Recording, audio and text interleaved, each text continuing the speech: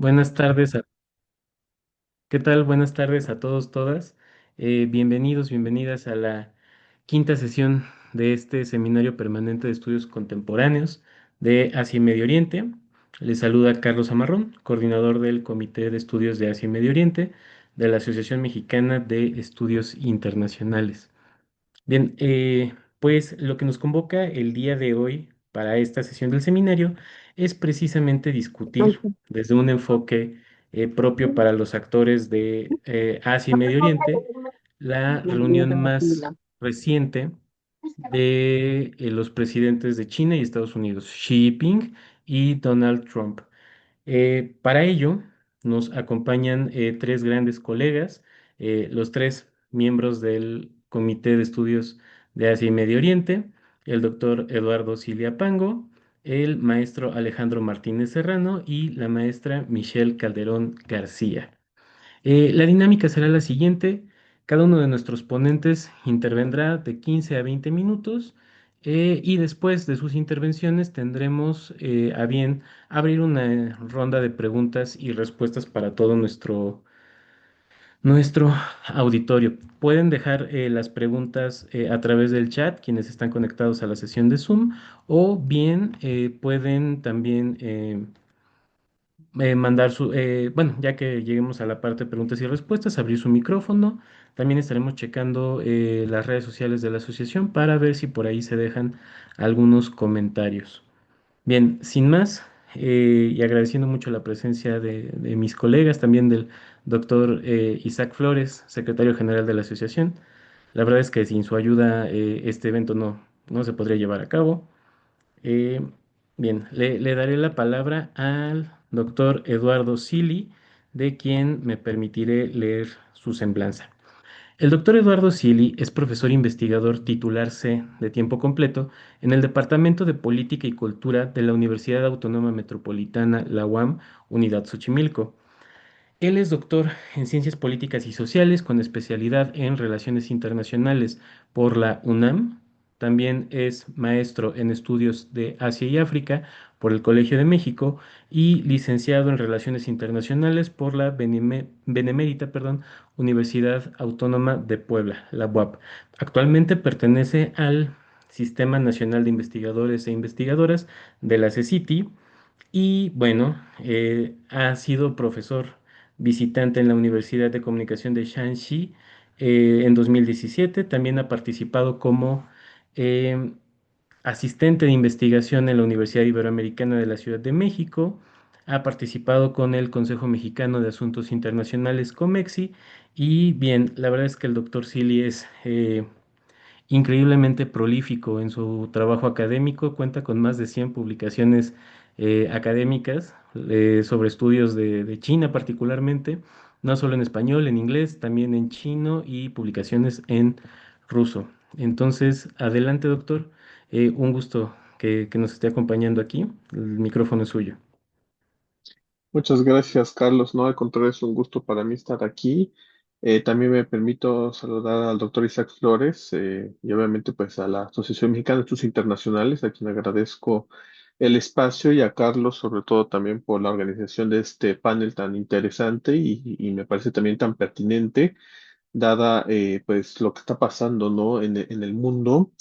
Yo por mi parte, pues me voy a permitir compartir con todas y todos ustedes una serie de reflexiones en torno al tema central que nos está convocando el Comité de Asia y Medio Oriente, que es un poco sobre toda la reconfiguración en el sistema internacional contemporáneo a partir de la reunión entre Xi y Trump, porque me parece que no es exagerado decir que la relación entre China y Estados Unidos es la relación más importante en el mundo contemporáneo.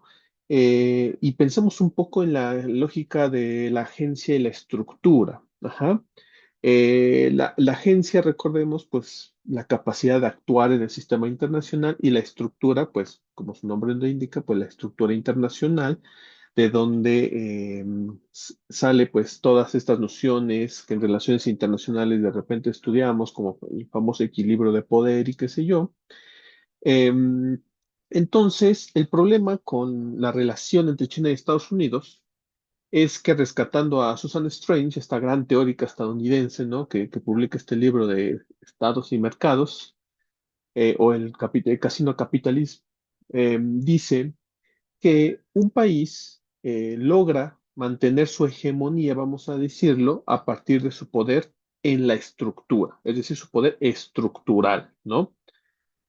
Por eso ella debate mucho toda esta tesis que surgió a partir de la década de 1970 sobre el mito de la hegemonía perdida, junto con otros estudiosos que en ese momento hablaban, ¿no? A partir de la crisis del dólar de 1973, como el fin de la hegemonía estadounidense, pues ese fin ya tardó más de 50 años porque resulta que no, pues no ha llegado.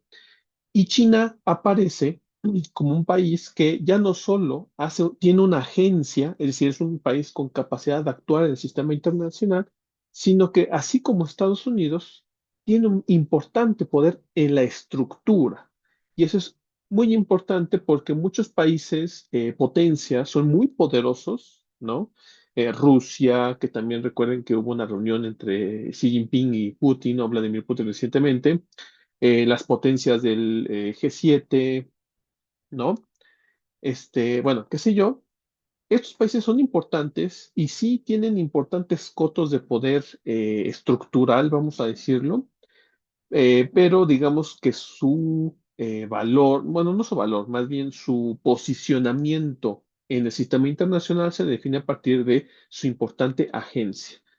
Y los únicos países, ¿no? que tienen pues este poder de definir, influir, determinar, cambiar las estructuras internacionales, pues son dos ahora, China y Estados Unidos, ¿no? Entonces, por eso me parece pues muy pertinente que el panel se llame pues más allá de Tucídides, ¿no?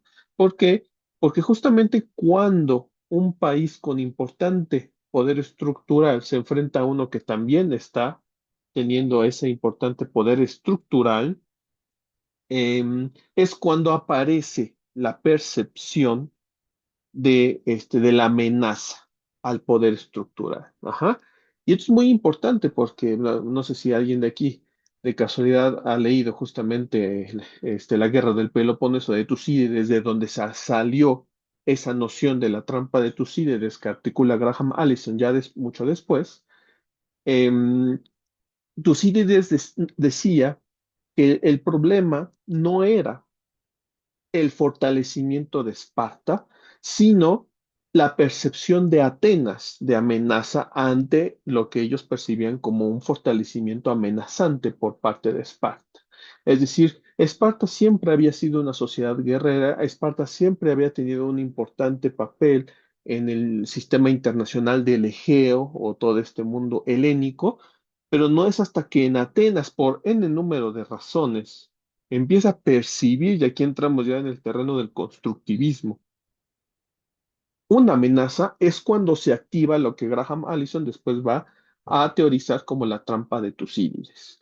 En otras palabras, no es el fortalecimiento de la agencia de China que le ha dado un poder estructural lo que está provocando la trampa de Tucídides, que la trampa de Tucídides, me permito hacer un paréntesis, recordemos, pues es esta situación en la que dos potencias, grandes potencias, inevitablemente se llenan al conflicto, sino que más bien es la construcción de una percepción de amenaza dentro de Estados Unidos. Ajá, porque China, pues desde hace muchísimos años, desde la década de los 70, finales de los 70, inicios de los 80, ya se estaba convirtiendo en la famosa fábrica del mundo. Ujú.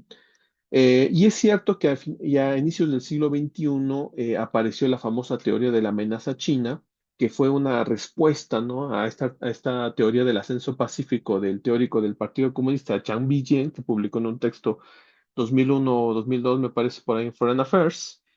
O sea, ya había un debate sobre que en Estados Unidos sobre que China podría ser un problema. Ujú. Pero en ese entonces se distrae Estados Unidos por todo el asunto del terrorismo que nosotros ya sabemos. Bueno, ¿qué pasa? Que en Estados Unidos empieza un proceso de pérdida de capacidades estructurales, de pérdida de una influencia que le permite mantener entre muchas otras cosas, no solo el control en el sistema internacional, sino muy importante, importantes, o bueno, valga la redundancia, importantes cuotas de tasas de ganancia, ¿sí? Porque al final hay un importante proceso de desindustrialización, de descapitalización y de, dirían, Saki Laidi, este gran teórico indio, bueno, francés de origen indio, que escribe este libro de Un mundo sin sentido, pues la sociedad estadounidense y la política estadounidense empieza a perder sentido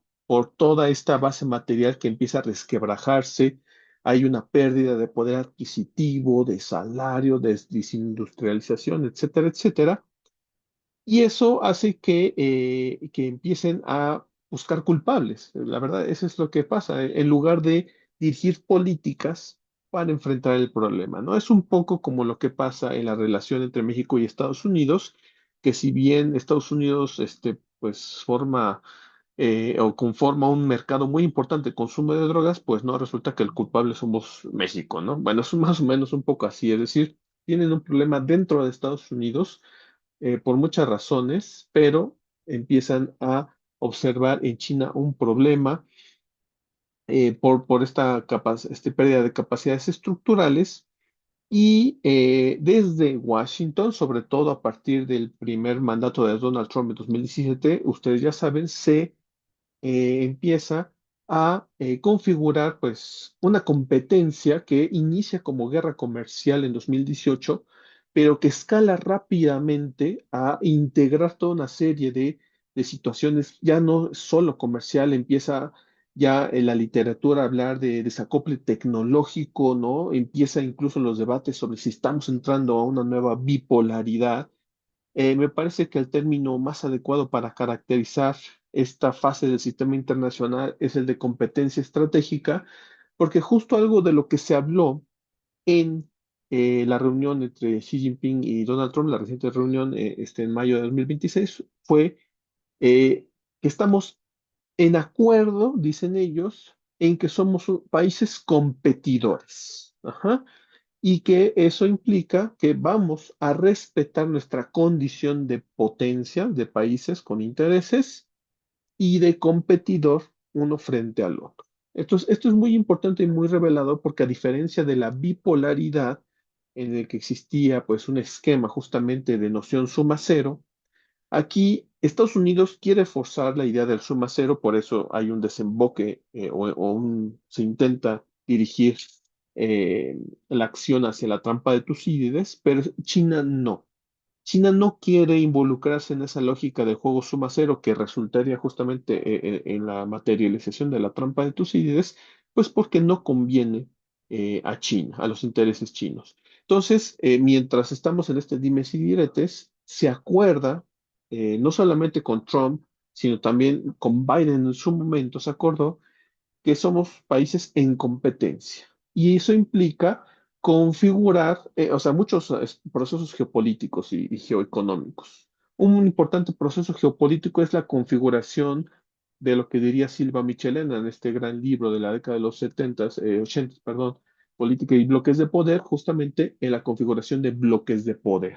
Es decir, en espacios en la que X potencia, en este caso China, controla los procesos, tiene una gran capacidad de influencia en un espacio acotado. En este caso, pues es la Gran Eurasia.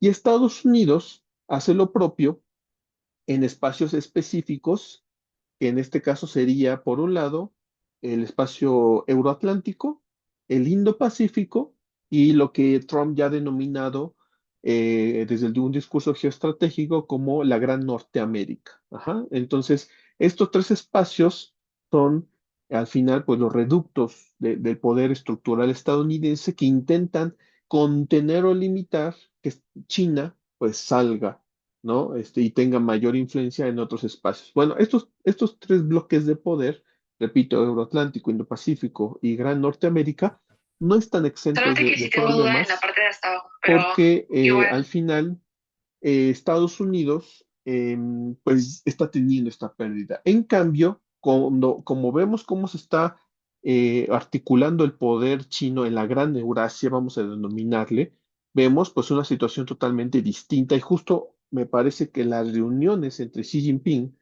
y con Putin y con Kim Jong-un, que recientemente estuvo también de visita en Pyongyang, tiene el objetivo de consolidar es su bloque de poder euroasiático.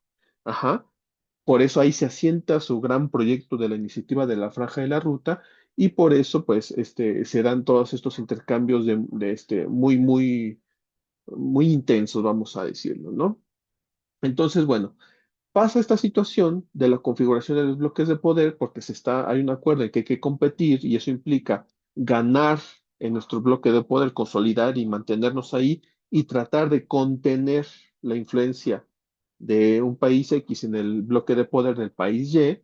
Entonces empieza justamente una suerte de, vamos a decirle, de separación del mundo en bloques geoeconómicos, vamos a decirlo, en el que por un lado se configura una especie de economía inteligente en línea con el 15 Plan Quinquenal promovido por China, que fue recientemente aprobado en marzo de este año, para poder configurar bueno, más bien mantener un ritmo de desarrollo económico que al final es del interés de China. Entonces, por eso China no ha detenido las inversiones, no ha detenido su comercio, sobre todo en Eurasia, todavía sigue siendo intenso porque ese es el interés mundial o estructural de China, mantener un espacio internacional, un statu quo estable para fines de su desarrollo económico, ¿sí? En cambio, Estados Unidos lo que está promoviendo en sus bloques de poder, en estos tres que les estoy mencionando, es más bien una economía de guerra. O sea, mientras China promueve una economía inteligente en la que se está concatenando cadenas regionales de valor con alto valor agregado, por eso el desarrollo de la tecnología china es muy rápido, lo que se está promoviendo en estos tres bloques de poder, pues son una economía de guerra.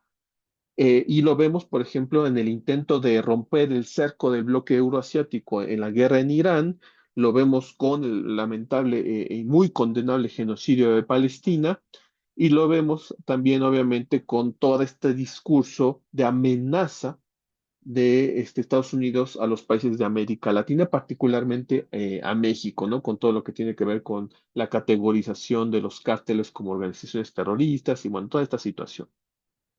Y entonces vemos pues una divergencia o sea, básicamente se están como que configurando dos mundos, vamos a decirlo, ¿no? Solo hasta que ya estén como que bien consolidados esos dos mundos, tal vez podríamos hablar de una bipolaridad, pero mientras hay una competencia por justamente qué mundo es más grande, qué mundo es mejor, qué mundo es más complejo, qué mundo se asienta más.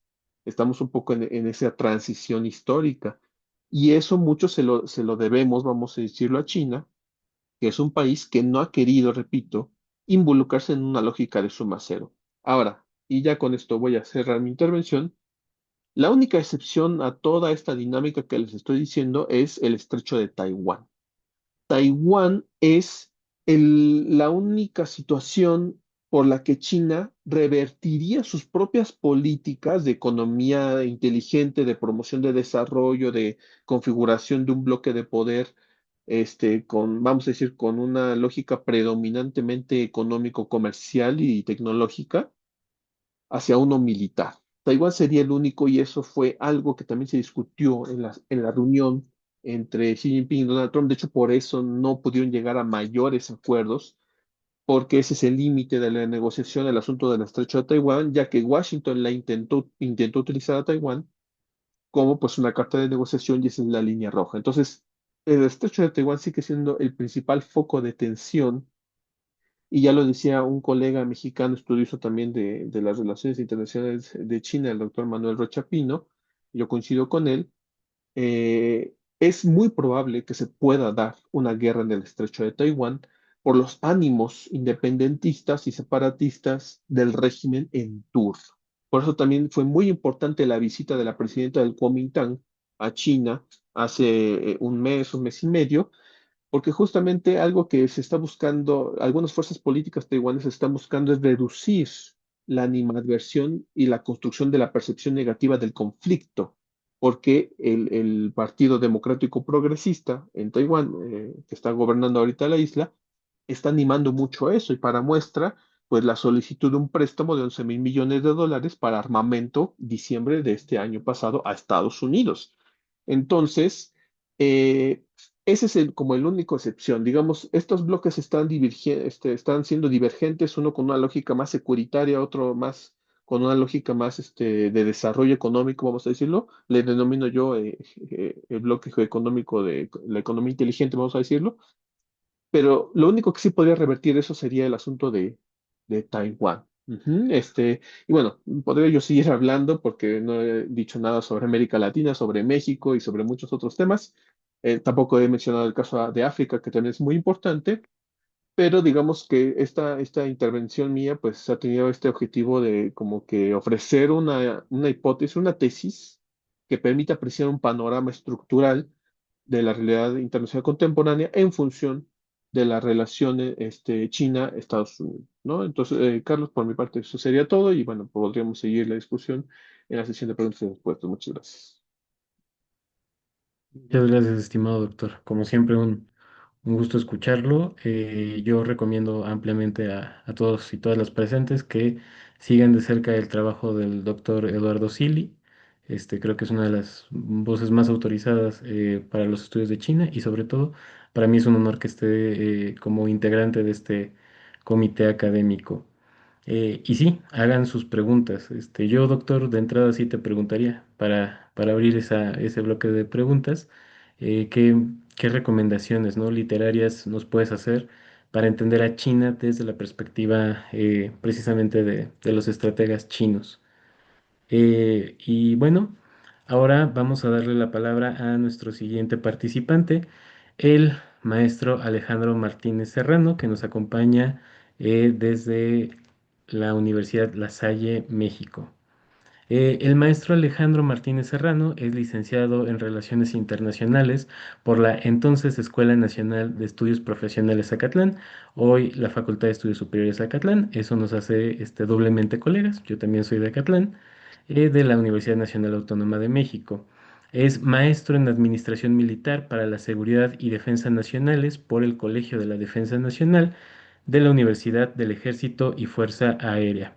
Actualmente es profesor definitivo por oposición de la asignatura Asia-Pacífico y del Sur en la Facultad de Estudios Aragón, donde también ha impartido asignaturas en la licenciatura de Relaciones Internacionales en sistema escolarizado y en el sistema de universidad abierta y a distancia, ambos hasta la fecha, ¿no? Es maestro también de tiempo completo en la Universidad La Salle de la Ciudad de México en la carrera de Relaciones Internacionales y ha participado en diversos congresos y eventos académicos nacionales. Es miembro de la Asociación Mexicana de Estudios Internacionales y la Asociación Latinoamericana de Estudios de Asia y África, capítulo México, la ALADA, y el Centro de Análisis e Investigación sobre la Paz, Seguridad y Desarrollo Olof Palme y bueno, ha sido entrevistado en diversos medios de comunicación, tanto audiovisuales como impresos. También el maestro Alejandro, muy prolífico en su participación en medios. Ahí pueden investigar más eh, sobre su legado. Y bien, maestro, adelante. Muchísimas gracias por tu participación. El micrófono es tuyo. Muchas gracias, maestro Carlos, por la invitación a este seminario. Es un gusto compartir este espacio con importantes expertos en estos temas, como el doctor Sili y la maestra Michelle Calderón, y también bajo la presidencia del Comité de Asia y Medio Oriente con el maestro Zamarro. En este contexto, rápidamente me gustaría, en primera instancia, considerar la presencia de dos grandes potencias.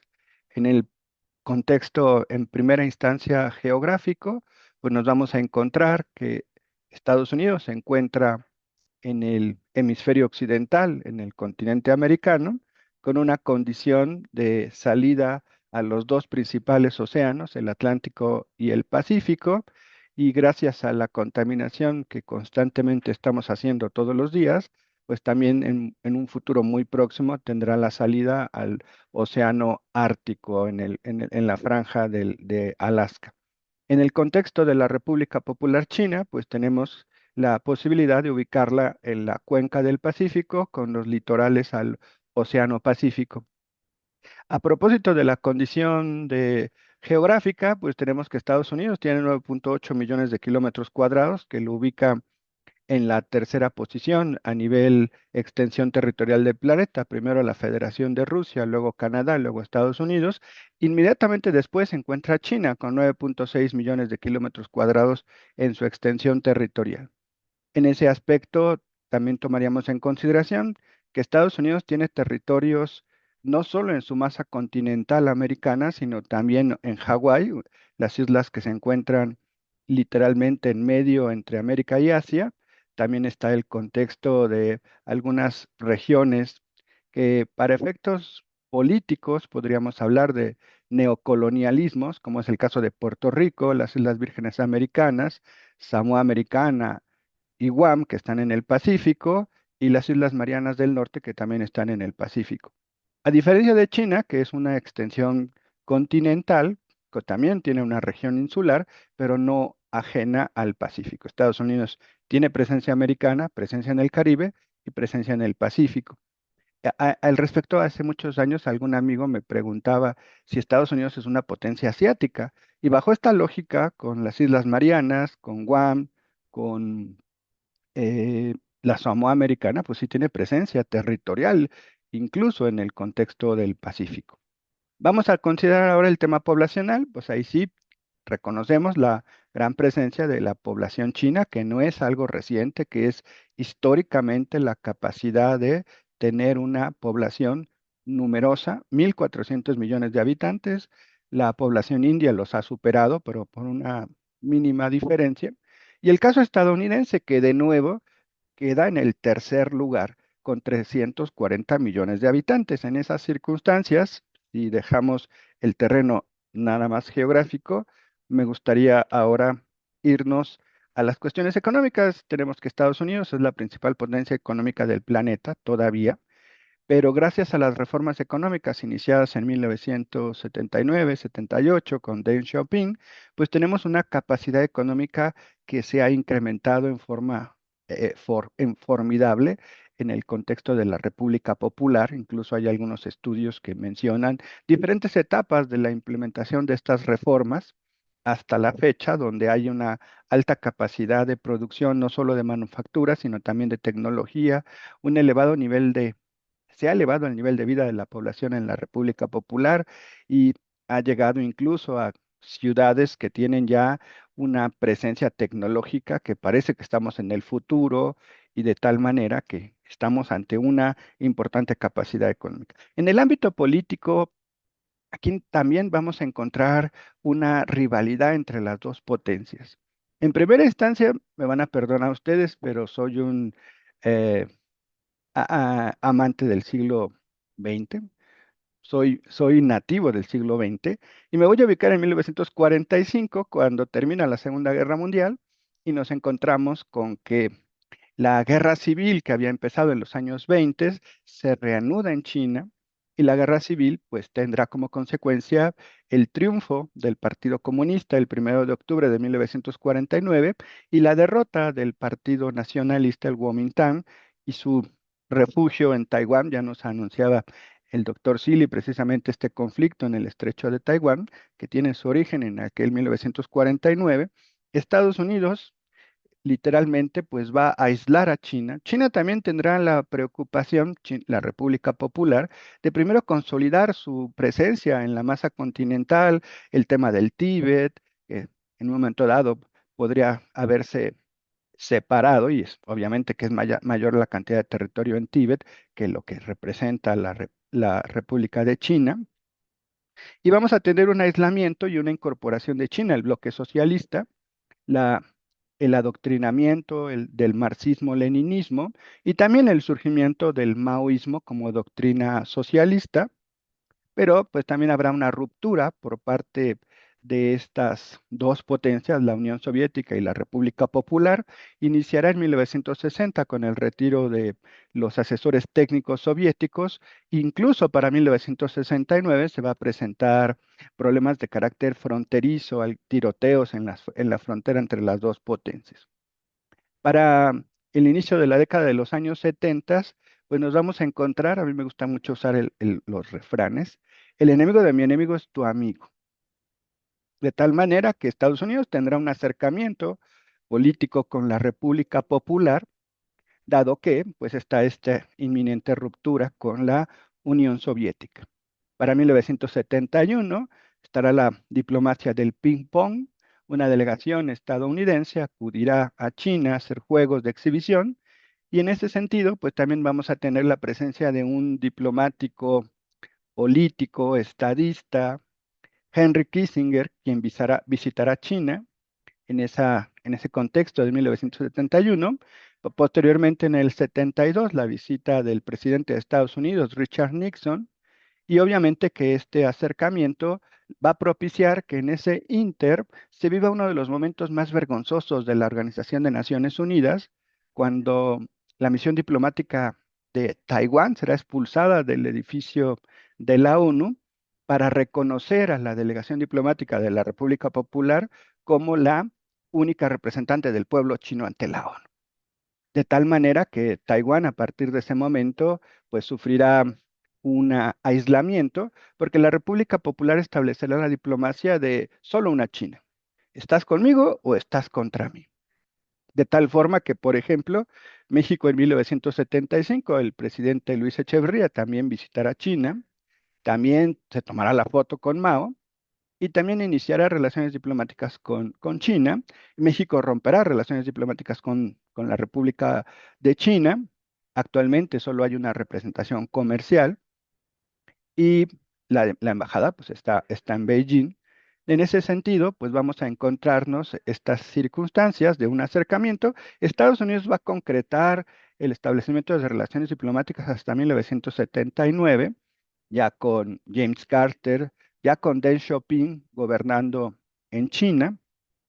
Y en ese aspecto, pues vamos a tener una circunstancia pendular, ese acercamiento y posteriormente otra vez un aislamiento, hasta que llegaremos al gobierno de Obama, quien iniciará una estrategia, el pivote asiático, precisamente para generar una contención, una identificación de que China representa una gran rivalidad para el gobierno de Estados Unidos. Una de esas estrategias se va a materializar en el famoso TPP, el Tratado Transpacífico, donde se genera una, una un libre comercio alrededor de China, encabezado por Estados Unidos por un lado y por Japón en el otro lado, un aliado incondicional estadounidense en el Asia del Este.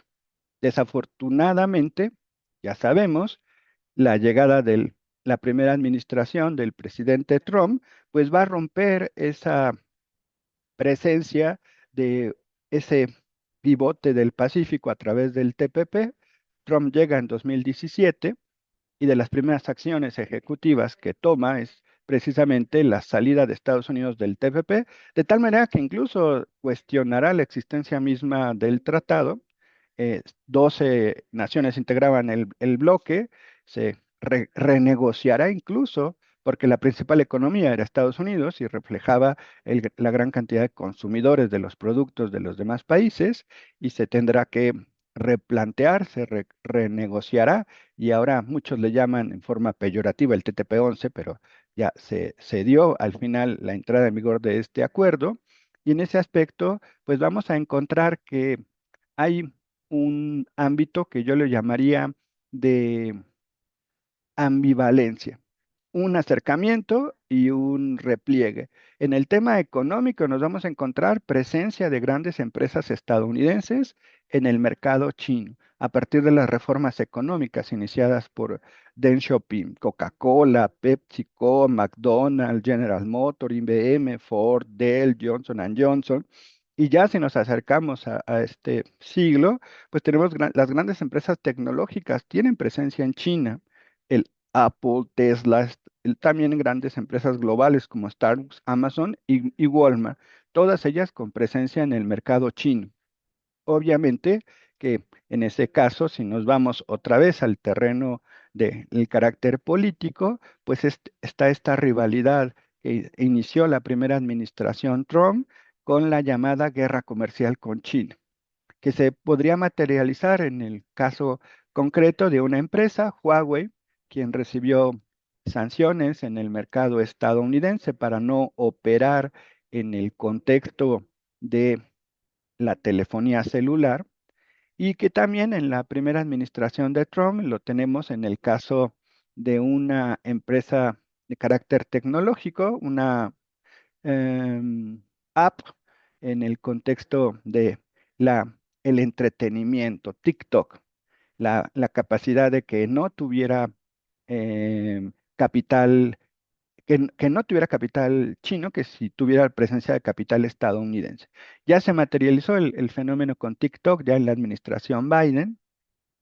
Por cierto, la transición entre Trump y Biden no rompió esa rivalidad de carácter económico entre las dos potencias, y con la segunda administración Trump, pues nos vamos a encontrar que ya se instrumenta la llamada guerra comercial en un establecimiento sistemático de aranceles.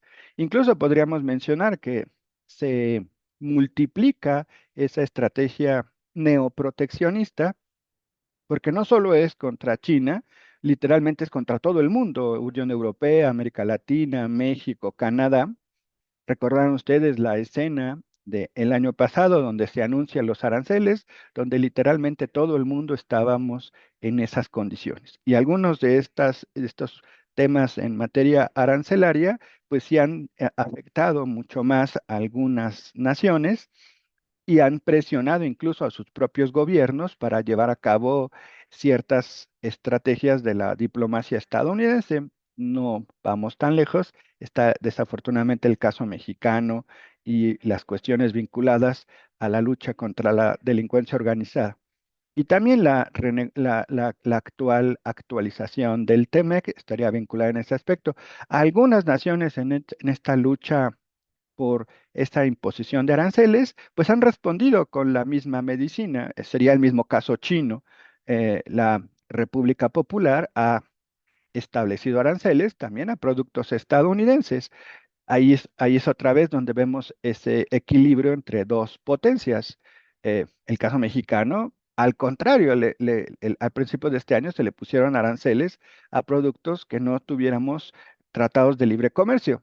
Dígase entonces, productos que vienen de Asia, como es el caso chino o como es el caso coreano. 30%, e incluso en el caso de los automóviles fabricados en aquella región. En cambio, China le ha puesto aranceles a productos estadounidenses.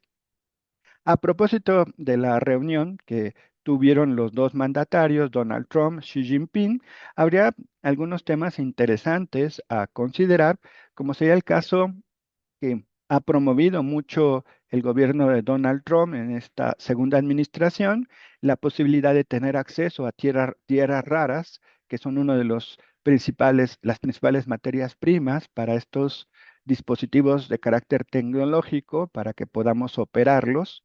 Otro tema también importante que se tomaría en cuenta en ese aspecto es la disminución, una tregua en esta guerra arancelaria, que en estricto sentido no le está beneficiando a nadie, porque al final de cuentas quien paga los aranceles somos nosotros, los consumidores, en un momento dado. Si queremos seguir teniendo acceso a ese producto, a esa mercancía, a ese bien, pues tenemos que pagar el costo que se está generando. De tal manera que pues sí afecta a estas cuestiones desde el punto de vista de los consumidores. Y otro elemento que también me gustaría tomar en consideración, que está presente en la diplomacia de este año, es el conflicto en el caso del Golfo Pérsico, ese enfrentamiento de Estados Unidos contra Irán, que en forma indirecta afecta a la República Popular, porque si bien es cierto que China es productora de petróleo, tiene algunas de las empresas petroleras más importantes del mundo, pues también tiene un caso interesante, que no satisface su mercado interno la gran demanda de hidrocarburos que necesita para el funcionamiento de su economía. China está en un proceso de transición energética, es uno de los grandes inversores y creadores de tecnología en energía verde, energía eólica, energía solar, pero pues no alcanza a satisfacer su mercado de consumo de energéticos. Todavía es dependiente de los llamados combustibles fósiles. Y China tiene la importante oportunidad de comprar combustibles fósiles que vienen del Golfo Pérsico y que estarían siendo afectados precisamente en el paso por el llamado Estrecho de Hormuz, que ha sido uno de los nudos de conflicto más importantes entre Estados Unidos e Irán, producto de la agresión unilateral del gobierno estadounidense por un lado y del gobierno israelí por el otro, ante la creciente posibilidad de que Irán tenga una capacidad nuclear. En ese sentido, otro elemento también interesante es que hay otros países que son proveedores de petróleo, de hidrocarburos para China, principalmente de África, pero también atraviesan no el estrecho de Hormuz, sino el estrecho de Malaca. Ahí no habría ninguna afectación por el conflicto en el Golfo Pérsico, pero pues obviamente que sí estaría ese limitante en el caso del estrecho de Hormuz. Al respecto, me regresaría yo a la pregunta inicial que nos convocó el maestro Carlos. ¿Es la estrategia de la República Popular ante estas condiciones? Y yo me gustaría finalizar precisamente con esta última reflexión en el sentido de que en Estados Unidos sabemos que estamos sujetos a una lógica de un cambio de gobierno cuatrienal. Ya decía yo, primer gobierno de Trump, luego gana Biden, luego vuelve a ganar Trump, y en ese aspecto, pues también hay un límite en la propia constitución estadounidense. Hasta este momento, hasta hoy, 10 de junio del 2026, Trump no podría continuar en otro periodo presidencial. Se lo prohíbe la constitución. Hasta hoy digo, ¿no? Quién sabe si mañana empieza un cambio en el contexto constitucional que se puede dar, pero por eso digo hasta hoy. En ese aspecto, habría que mencionar que la siguiente administración pues tendrá que o continuar con esta estrategia, como sí lo hizo Biden en ese enfrentamiento, en esas cuestiones comerciales arancelarias, o se podría vincular a otra estrategia. Pero en el caso chino, sí hay una continuidad en su estrategia. Si bien es cierto que también hubo un cambio constitucional en China, habría que mencionar que cuando toma el gobierno el presidente Xi, la constitución establecía 5 años de gobierno y una reelección. En el 2013 esa era la constitución que estaba vigente. Hubo un cambio constitucional y ahora se permite la reelección sin tener esa limitante a un solo periodo. En ese aspecto, habría que agregar otro componente, que es la planeación estatal. En el gobierno de la República Popular, a partir del establecimiento del régimen socialista, existe la economía centralmente planificada y se crea un plan quinquenal actualmente vigente, el 15º Plan Quinquenal 2026-2030. Bajo esta lógica, pues se está construyendo una planeación al corto, mediano y largo plazo. Al respecto, nada más para cerrar, una última idea, se postula que para el 2049 la República Popular se convierta en una potencia que le dé satisfactores a todos sus ciudadanos y no haya pobreza en China. En ese aspecto está una construcción de una estrategia de mediano y largo plazo, a diferencia de otras naciones que viven ese vaivén político y que un día pueden estar gobernando unos y otro día pueden estar gobernando otros. No juzgo ni un sistema ni a otro, simplemente lo planteo para ese análisis y le agradecería mucho al maestro Carlos Amarrón la oportunidad de participar en el seminario y estamos a sus órdenes. Perfecto, muchísimas gracias, maestro Alejandro. Algo que me parece muy interesante y ojalá esto también motive a las preguntas que ya van llegando tanto en Facebook como en el chat. Em, Algo que me parece muy interesante es esto que comentaba el maestro Martínez Serrano sobre la continuidad estatal, cómo la política de Estados Unidos hacia China se ha vuelto una política estatal que supera más allá, supera las cuestiones bipartidistas del propio sistema estadounidense, ¿no? Y pensar cómo, si todo sigue como está hasta el momento, eso podría continuar tal vez en una administración ya no trumpista. Bien, muchas gracias, maestro. Ahora le vamos a dar la palabra a la maestra Michelle Calderón García, a quien le agradezco muchísimo su presencia en el seminario. Voy a poder tener el gusto de leer su semblanza. La maestra Michelle Calderón García es candidata a doctora en el programa de Ciencias Políticas y Sociales de la Facultad de Ciencias Políticas y Sociales de la UNAM. Es maestra en estudios de Asia y África con especialidad en China por el Colegio de México y licenciada en Relaciones Internacionales por la UNAM. Realizó una estancia académica en Shanghai International Studies University en Shanghai, en la República Popular China. Actualmente es profesora asociada de tiempo completo en la licenciatura en Relaciones Internacionales en el Sistema de Universidad Abierta y Educación a Distancia de la Facultad de Estudios Superiores Aragón de la UNAM. Asimismo, ha sido docente en otras instituciones de educación superior y ha colaborado en una asociación civil relacionada con la Defensoría de los Derechos Humanos y en el área internacional del Fondo Nacional para la Cultura y las Artes. Es miembro de proyectos de investigación y grupos de estudios sobre Asia y relaciones internacionales. Así, también es autora de capítulos de libros colectivos y artículos académicos. Cuenta con participaciones en medios de comunicación nacionales e internacionales y sus principales temas de estudio son las relaciones históricas y políticas del este de Asia. También la maestra Michelle, muy prolífica en medios, les sugiero buscarla en redes. Y pues, adelante maestra, un gusto. El gusto es mío. Buenas tardes a todo el auditorio. Es un gusto compartir esta mesa con excelentes colegas. Y antes de comenzar, desde luego, quiero agradecer las facilidades otorgadas por la Asociación Mexicana de Estudios Internacionales para llevar a cabo esta mesa de análisis, esta reunión, además de entre amigos, colegas, pero sobre todo, pues, una comunidad significativa de internacionalistas mexicanos, de la cual, pues, aquí ya veo algunos en Zoom, también quienes nos están siguiendo por medio de otros canales, les agradecemos mucho que estén siguiendo el evento. Y pues definitivamente es un poco difícil cerrar una sesión de análisis tan nutrida por ambos colegas, pero pues espero no repetir demasiado de lo que ya han dicho.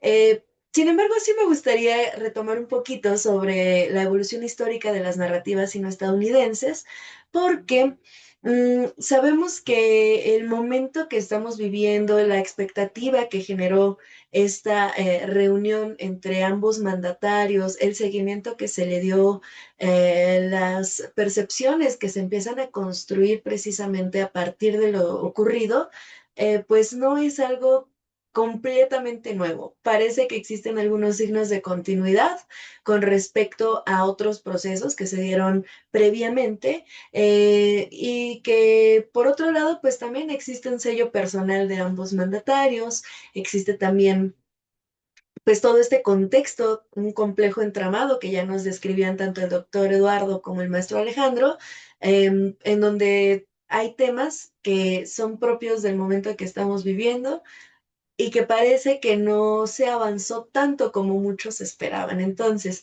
partiendo desde aquí, me gustaría remitirme a la década de los 70 del siglo XX, en donde se da este primer acercamiento entre Richard Nixon y Mao Zedong.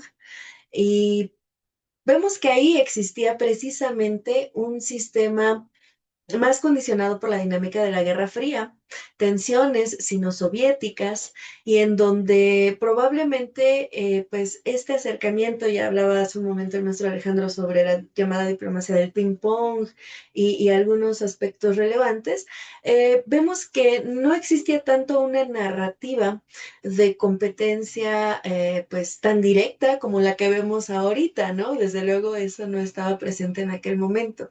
Tampoco así existía una cooperación económica profunda, una convergencia política, sino más bien Aquí el acercamiento entre pues, los líderes tanto de Estados Unidos como de China, vemos que obedecía a una necesidad estratégica derivada de las características que tenía la estructura internacional de aquel momento y sobre todo también de ciertos intereses geopolíticos que transcurrían frente a la existencia de la entonces Unión Soviética. Entonces, ahí, por ejemplo, podríamos entender algunas diferencias de lo que ahora pues vimos en algunos medios de difusión, ¿no? Donde muchas veces se aludía precisamente a una dinámica bipolar, a la Guerra Fría, confrontación ideológica, pues no necesariamente. Si nos ponemos a revisar un poco la historia, pues nos damos cuenta de que la relación entre Estados Unidos y China pues tuvo otros desde su inicio, pues tuvo otras características, ¿no? Y que de alguna manera condicionan lo que vemos hoy.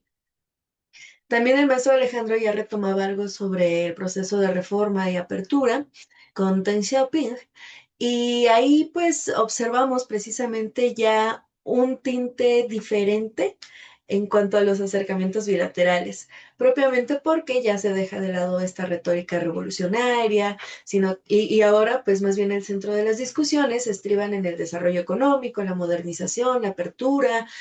China en aquel momento buscaba crear un entorno internacional favorable para pues mantener y digamos sostener a lo largo del tiempo la reforma económica. Entonces, aquí pues vemos cómo esta expectativa que se tenía hacia Estados Unidos y la integración económica, pues orienta a que ese momento y reuniones posteriores se caracterizaran principalmente por convergencia política, ¿no? Tratar de minimizar algunas diferencias de orden político ideológico. Y esto lo vemos progresivamente, ¿no? Por ejemplo, en la década de los 90, el ingreso de China a la Organización Mundial del Comercio. Aquí, pues ya observamos cómo se buscaba un beneficio mutuo a partir del sistema de globalización. Y en el caso de China, pues era presentada como una economía que se estaba integrando muy bien al sistema, una relación bilateral caracterizada precisamente por el crecimiento económico, la expansión del comercio, y esta narrativa se mantuvo hasta lo que también ya nos mencionaba el doctor Eduardo hace un instante, este cambio desde el aparato teórico de las relaciones internacionales, la política exterior desde China y la formulación del ascenso pacífico, ¿no? De este concepto tan relevante en donde precisamente pues ya empieza a surgir la necesidad de crear una percepción favorable a nivel internacional para China.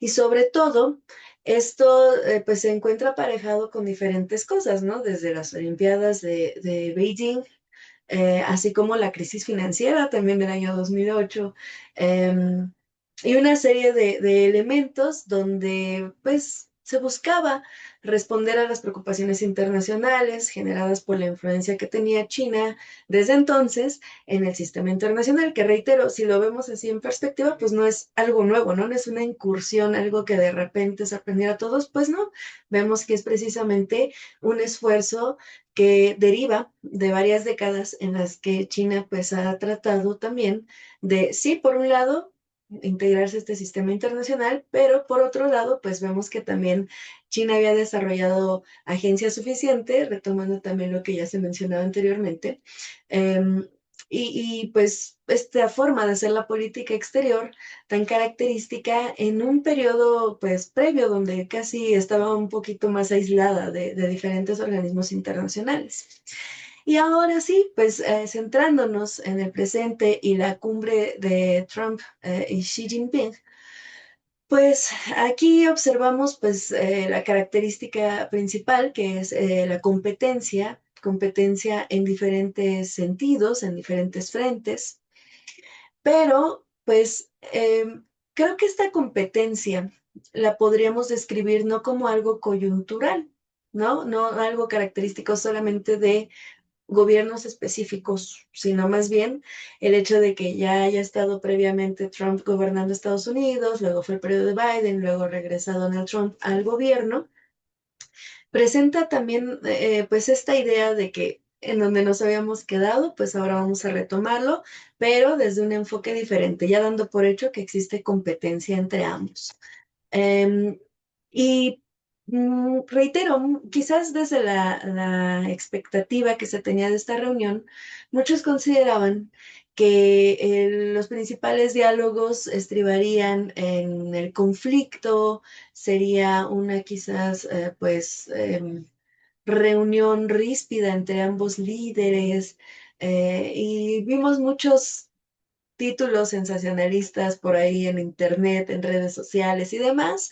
Sin embargo, pues no, vemos que más bien esta competencia parece que ya es algo inherente a la estructura de la política internacional contemporánea, ¿no?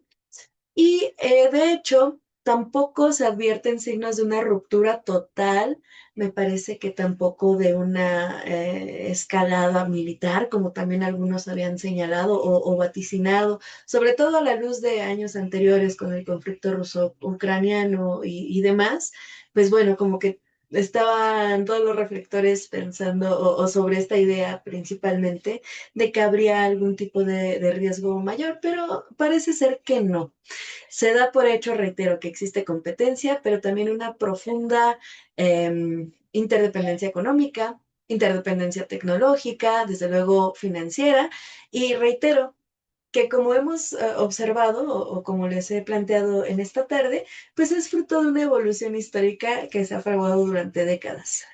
Ahora, a mí lo que me gustaría reflexionar también en este foro, pues es la manera en la que la República Popular China ahora pues se ostenta con una mayor confianza internacional, podríamos destacarlo así. Eh, Básicamente pues ya no se abandona del todo pues esta imagen de China como un país que le ha costado mucho llegar, ¿no? Y que se había considerado como un país en vías de desarrollo, que buscaba integrarse al orden internacional, sino ahora ya vemos a China como un actor con capacidad suficiente para participar activamente en la definición de algunas reglas y también de mecanismos de gobernanza. Esto me parece que también, pues, podría reflejar una imagen de mayor estabilidad, hasta cierto punto de mayor confianza hacia la imagen de Xi Jinping con respecto, por ejemplo, a la imagen de Donald Trump, donde se contrasta mucho pues las acciones que caracterizaron su primer gestión con respecto a lo que vemos ahora.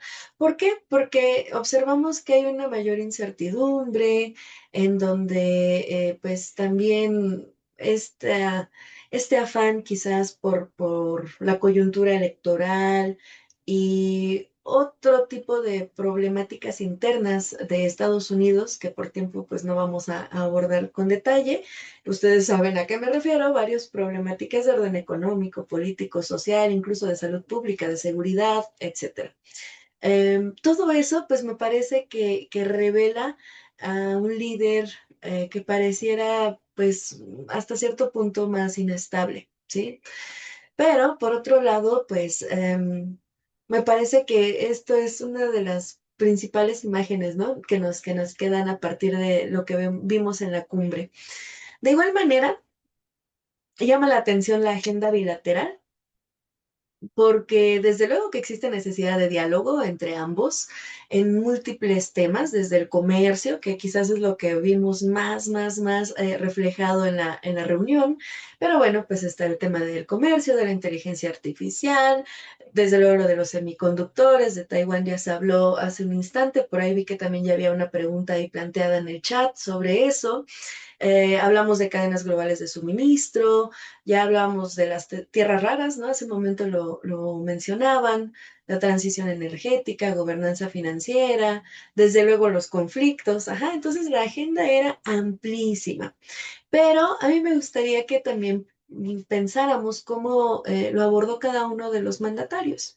Desde la perspectiva china, mm, me parece que el discurso estuvo caracterizado por estos conceptos que Xi Jinping y toda red de funcionarios que integran el Partido Comunista y que representan a la voz oficial por múltiples canales, la voz oficial del partido y demás, vemos cómo es que algunos conceptos como el respeto mutuo, la coexistencia pacífica, el beneficio compartido, ese tipo de principios siguen muy presentes en el discurso político de Xi Jinping, ¿no? Y reitero, es una muestra de continuidad. Sobre todo también esta idea de que el beneficio mutuo, perdón, implica reconocer algunos intereses fundamentales que tienen ambos países, ¿sí?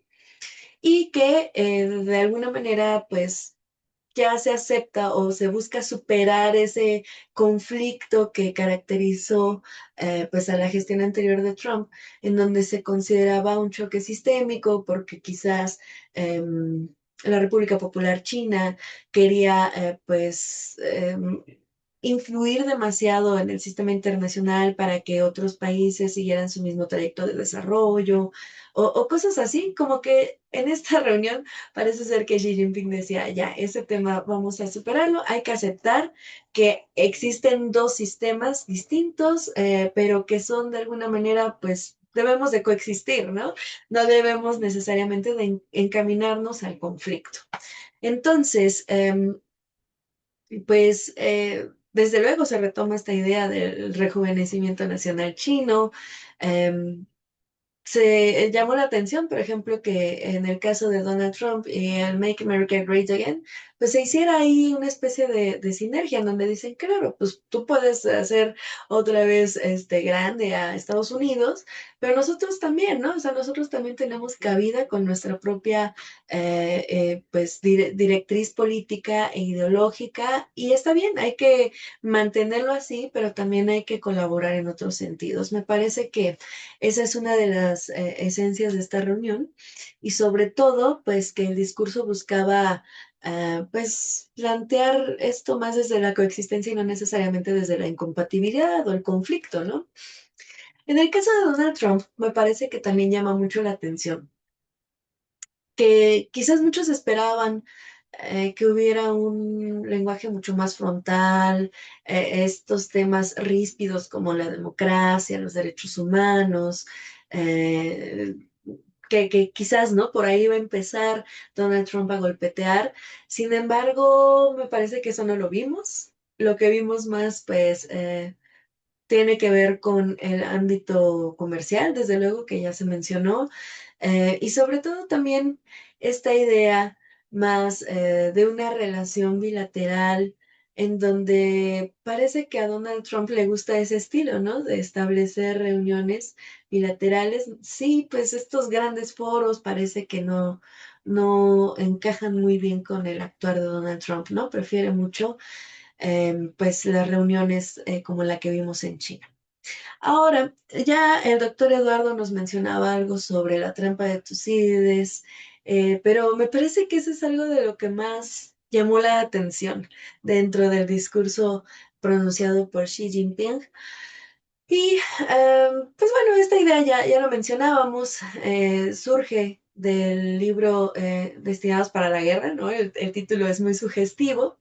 El autor Graham Allison, un académico de Harvard, precisamente con mucho renombre, prestigio y demás, en donde él analiza en este libro, probablemente pues ya lo conocen porque se popularizó mucho a partir también de este periodo, ¿no? Que estamos cubriendo en este análisis.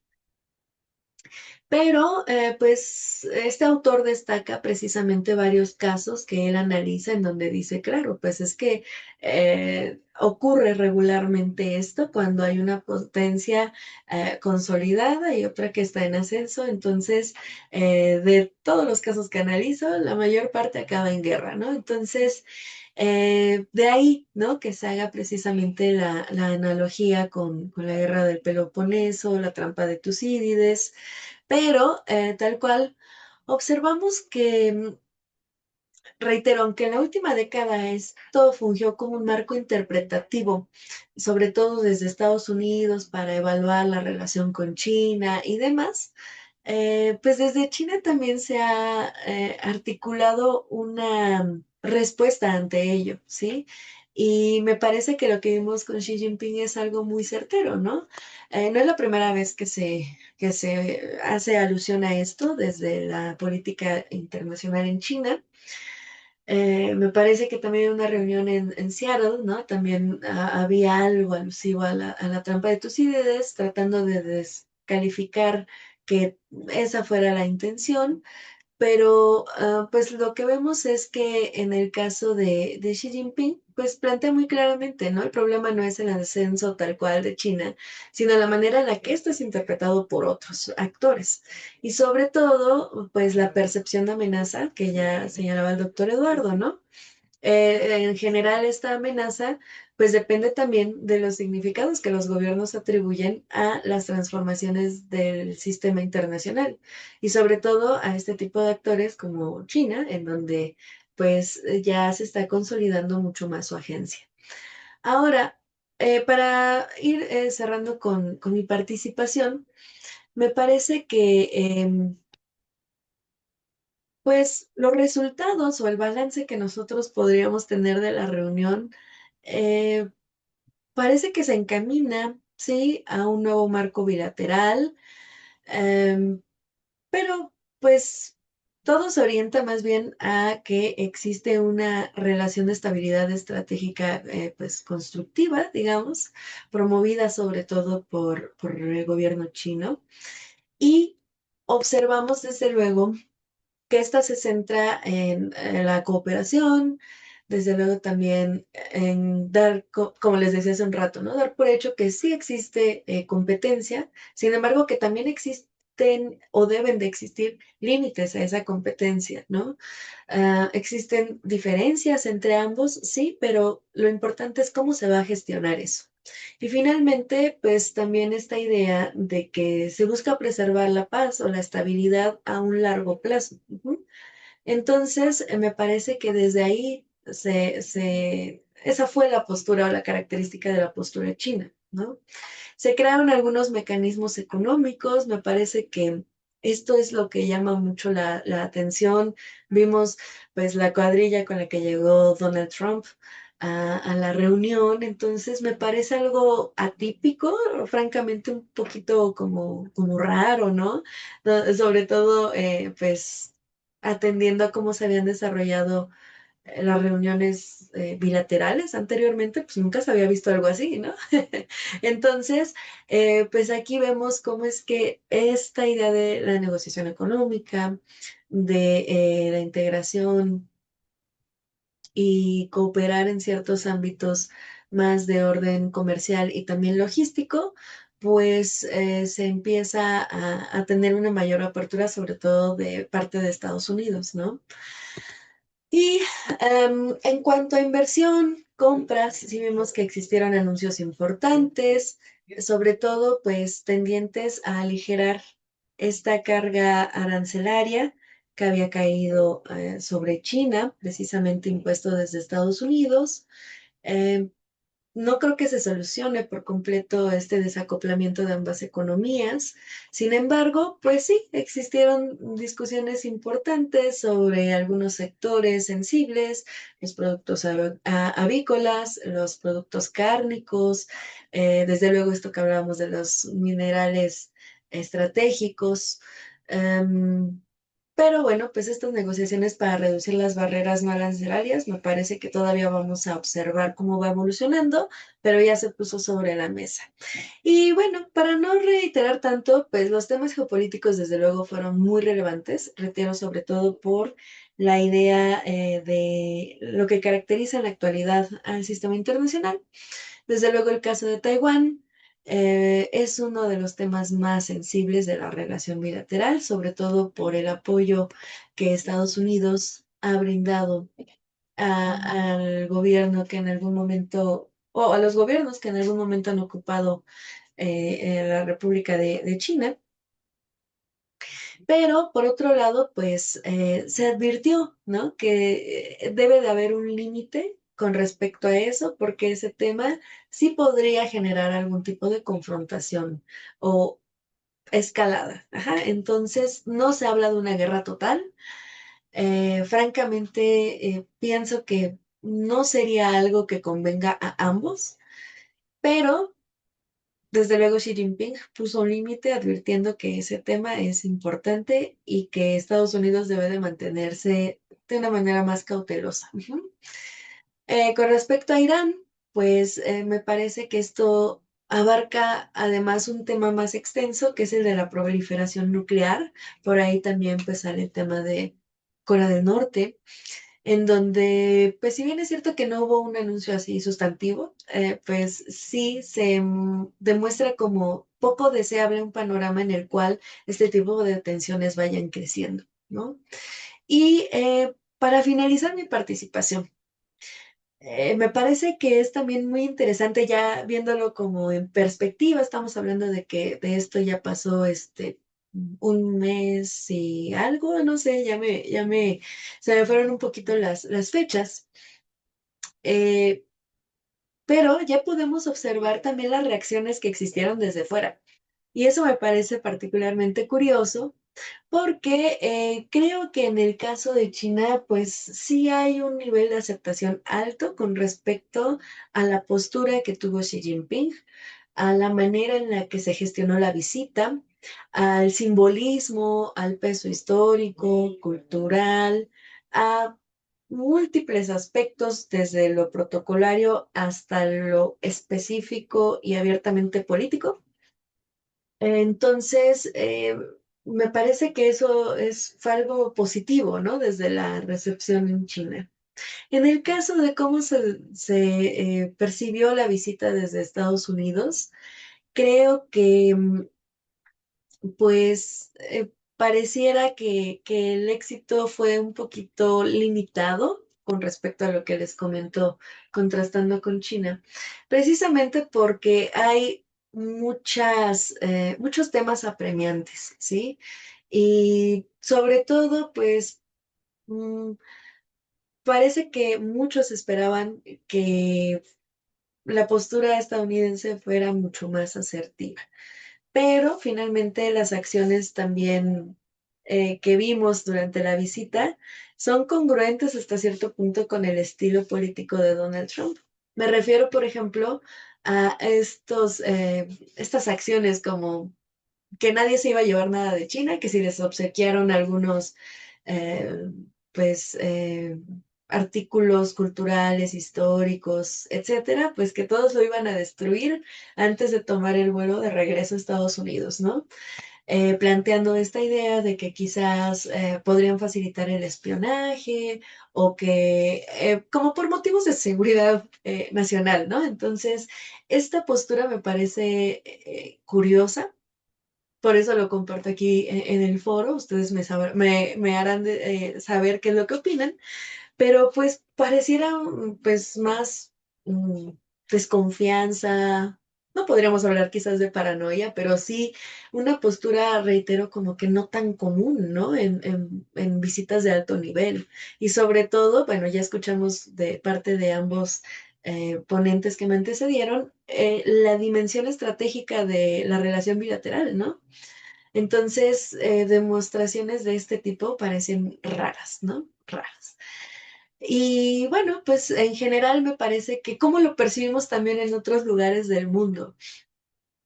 Por ejemplo, en México, a mí me parece que pues circularon muchos análisis, muchas propuestas serias para interpretar lo que sucedía, pero también a nivel popular, ¿no? Me parece que existió cierta sátira, cierto humor hacia cómo es que se llevó a cabo esta relación bilateral.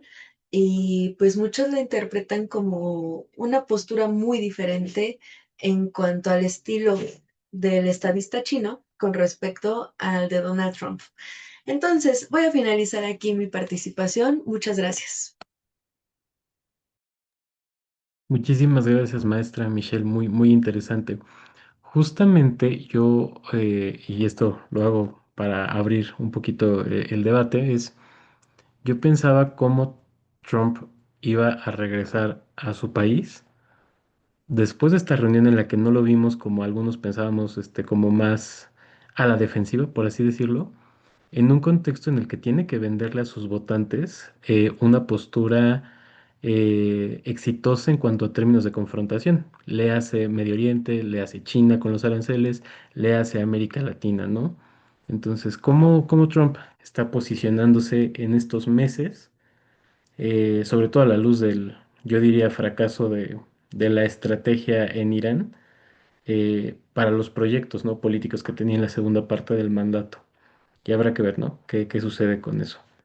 Pero bien, yo les agradezco muchísimo, estimados, estimada colega. Y ahora vamos a dar paso a la sesión de preguntas y respuestas, que creo es lo más importante, ¿no? Poder conocer cómo es que nos están recibiendo estos temas nuestra querida comunidad de internacionalistas. ¿Les parece si primero leo las preguntas de Facebook? Y si les parece, las voy a leer todas en bloque y ya ustedes responden en el orden en el que fueron participando, si es que quieren abonar en las respuestas. Y una segunda ronda sería las dos preguntas que tenemos en Zoom. ¿Les parece? Perfecto. Ok. Bien, el doctor Tonatiuh Fierro, que nos acompañó hace poco en una de las sesiones del seminario, manda saludos a los ponentes. Maite Rangel pregunta: con las amenazas de Trump sobre poner aranceles por todos lados, ¿cuál creen que sea el plan de China? ¿Creen que se va a enfocar en proteger su propio mercado y tecnología o que van a buscar aliarse más con el sur global y usar a regiones como América Latina para triangular su comercio y esquivar los golpes de Washington? Y la maestra Pamela Morales pregunta: ¿la visita de Trump a China puede leerse como pragmatismo diplomático o como una expresión de los límites del liderazgo estadounidense? ¿Fue un encuentro ganar-ganar o podemos leer que uno de los dos se vio más beneficiado? ¿Quién fue y por qué? Entonces, adelante, si quieren responder estas primeras preguntas. Vamos en el orden, en el de intervención. Sí. Sí. Ah, bueno, sí, muchas gracias a quienes, bueno, han visto la mesa hasta este punto y a quienes nos ven en redes sociales, obviamente. También me permito saludar a Tonatiuh, ¿no? Que es un gran amigo, un gran colega. Rápidamente me permito responder que me parece que el plan de China en esta lógica de los aranceles justamente es reducir la dependencia del mercado estadounidense, que de por sí ya está bastante reducida, es decir, China tiene un comercio sumamente diversificado. Para empezar, el principal socio comercial de China, si bien es Estados Unidos por país, por regiones Asia, obviamente, y en segundo término Europa, ¿no? Por eso la iniciativa de la Franja de la Ruta pues tiene el objetivo de llegar hasta allá. Entonces, me parece que se va a enfocar no solamente en proteger su propio mercado, sí, sino más bien de aumentar el poder adquisitivo porque también hay una lógica en el plan, en el 15 plan quinquenal de virar, ¿no? De esta capacidad de exportación, ¿no? Capacidad de consumo. Entonces, en ese sentido, a lo mejor países o regiones, África, América Latina y el Caribe, pues no van a resultar tan centrales como se podría pensar para la estrategia, ¿no? La gran estrategia china. Em, y bueno, rápidamente también me permito responder aquí la pregunta de Pamela, a quien le agradezco la pregunta y le mando un fuerte saludo. Em, Me parece que al final, y eso es algo que se concluyó en la reunión Xi y Trump, Trump tiene el interés también de gestionar la competencia estratégica. O sea, no es del interés, ¿no? Como decía ahorita la maestra Michelle, de involucrarse en un conflicto a gran escala, a pesar de que como que lo torea, vamos a decirlo, ¿no? O sea, como que anda ahí Trump en el dimes y diretes, en el estira y afloja, pero sí es del interés de Estados Unidos, y no solamente de Estados Unidos, como también se refirió a nuestra Michelle, sobre toda esta comitiva, ¿no? Que en lugar de gente del Estado, fueron CEOs y toda esta situación muy importante, muy interesante. Me parece que tiene la intención y el interés de gestionar esta competencia, y eso pues sí podríamos verlo como un cierto pragmatismo, que a su vez también Me parece que también se puede ver como un límite al liderazgo internacional estadounidense, porque ahora ni modo tiene que negociar con China. O sea, ya no le puede imponer cosas, tiene que negociar. Hasta ahí yo dejo mi participación para darle la palabra a los colegas. Adelante, maestro Muchas Alejandro. gracias. En relación a la primera pregunta respecto a la guerra arancelaria, considero que fue un reflejo del año pasado, el primer año del segundo mandato de Trump. También lo tuvimos presente durante el cuatrienio del primer mandato.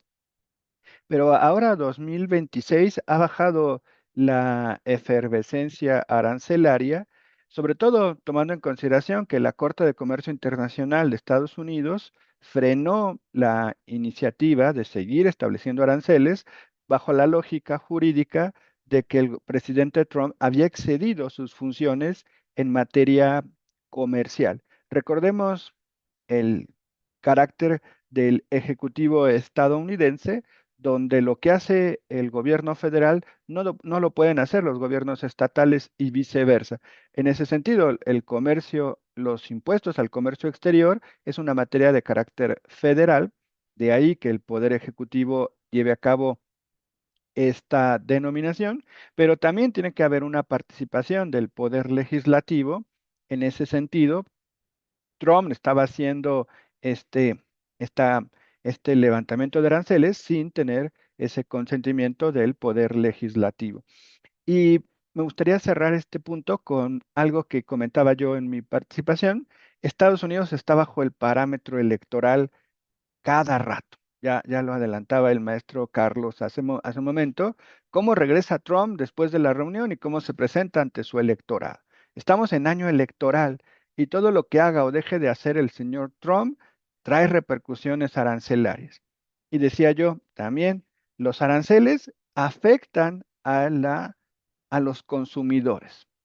Yo compro un producto y al momento de crearse los aranceles ahora me cuesta más caro.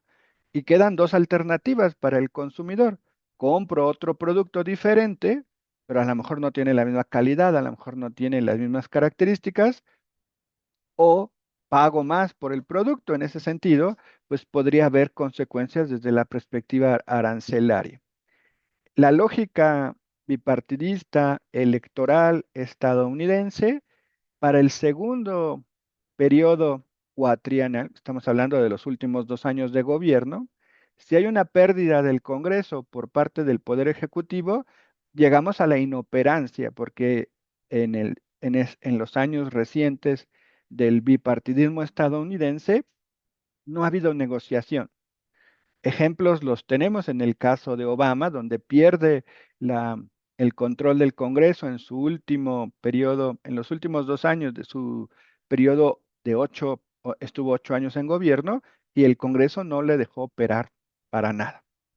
Si Trump pierde la mayoría en la Cámara de Representantes o en la Cámara de Senadores, solo como dato de la numeralia, se van a renovar 435 integrantes de la Cámara Baja y un tercio del Senado, lo cual en un momento determinado podría incluso provocar que no solo se perdiera una cámara, sino que se llegara a perder el control de las dos cámaras.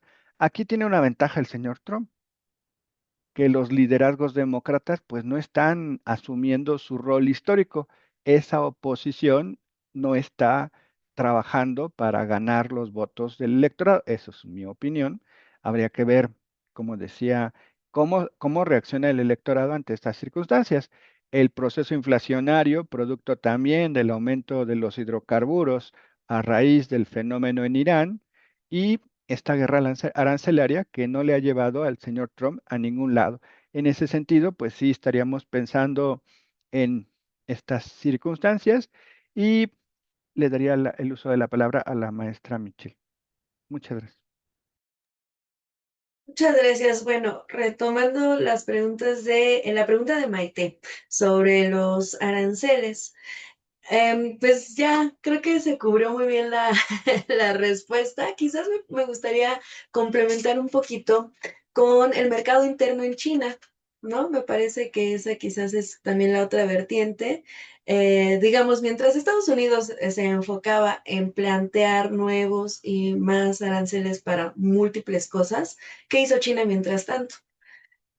Si observamos, por ejemplo, la balanza comercial del país asiático, notamos que no tiene una dependencia excesiva hacia Estados Unidos, sino que más bien sus relaciones comerciales se encuentran, podríamos describirlo de manera somera tal vez, pero como equilibradas entre distintos socios importantes, distintas regiones incluso.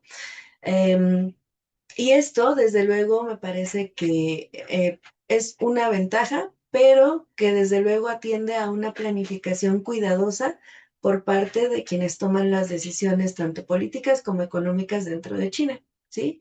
Es decir, las medidas arancelarias impuestas por Donald Trump sí han sido agresivas, no obstante, han cumplido de manera parcial este objetivo de intentar aislar, por ejemplo, pues a China o de que otros países emulen este mismo comportamiento, pues sí, puede que algunos socios o en algunos contextos hayan seguido el ejemplo estadounidense o en algunos sectores. Sin embargo, no ha sido una respuesta así abrumadora, ¿no? Por parte el mundo con respecto a su postura hacia China. Y por otro lado, ¿qué otra cosa sucedió en ese periodo? Pues observamos que también el mercado interno creció, ajá, el mercado de esta clase media, bueno, podríamos denominar clase media extensa dentro de China, o esta población que cada vez tiene mejor acceso, mayor acceso a mejores y múltiples cosas, bienes de consumo, servicios, pero que también pues fomentan el consumo interno y hace crecer a la industria de su propio país. Esto que observábamos como la estrategia de pues caminar en dos piernas y este como desarrollo dual y todo eso, pues la circulación dual, pues bueno, vemos que sí precisamente ha tenido ciertos efectos positivos y lo observamos en sectores que han sido particularmente golpeados dentro de Estados Unidos, como la tecnología, las telecomunicaciones, esto que veíamos de la 5G, o ciertos límites hacia algunas marcas, Huawei, etcétera. Pues vemos que en el caso de China, pues no los desestabilizó tanto. Ujú. Entonces, me parece que la estrategia también atiende a eso. El mercado interno es muy importante para leer esta situación. Me parece que, por lo tanto, la postura que observamos de Donald Trump en esta reunión, pues también atiende a esa situación, de decir, ok, pues el límite que también se impuso desde China para que los aranceles fueran una medida tan efectiva, pues me parece que marca también la postura, ¿no? Em, y con respecto a otras regiones, pues vuelvo a lo mismo, ¿no? La balanza comercial me parece más equilibrada. Entonces, pues sí se observan algunas prácticas de triangulación, sin embargo, pues me parece que no es la estrategia principal.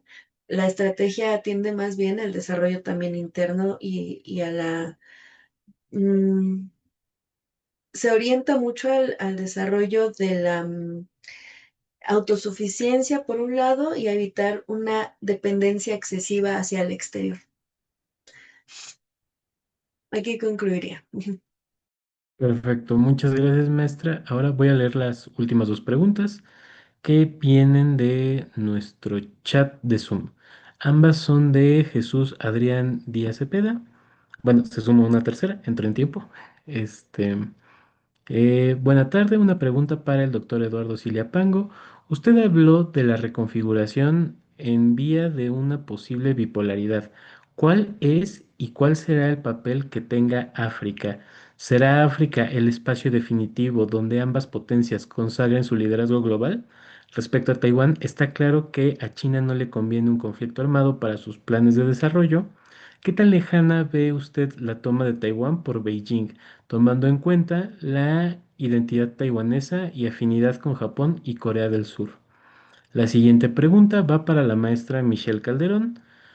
Eh, Usted habló de la continuidad y beneficio mutuo entre la figura consolidada de Xi en contraste, perdón, con la de Trump y los múltiples problemas que enfrenta Estados Unidos. ¿Cuál considera usted que sea la posición de China ante Estados Unidos en la vuelta a casa de Taiwán? ¿Será mediante un asalto armado de China a Taiwán? Tomando en cuenta que después de la reunión de Xi y Trump, el mismo Trump puso en duda el suministro de armamento a Taiwán para su defensa.